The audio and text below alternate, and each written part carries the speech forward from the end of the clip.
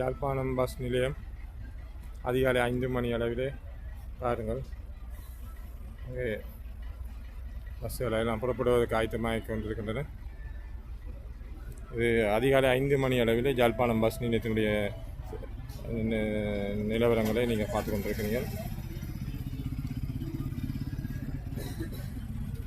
இப்பொழுது அங்கே பயணிகள் தாங்கள் செல்ல வேண்டிய இடங்களுக்குரிய பஸ்களில் ஏறி செல்வதற்கு ஆயத்தமாகி கொண்டிருக்காங்க. ஆட்டோவில் வந்து இறங்கி போகணும், பார்த்து கொள்ளுங்க. பஸ்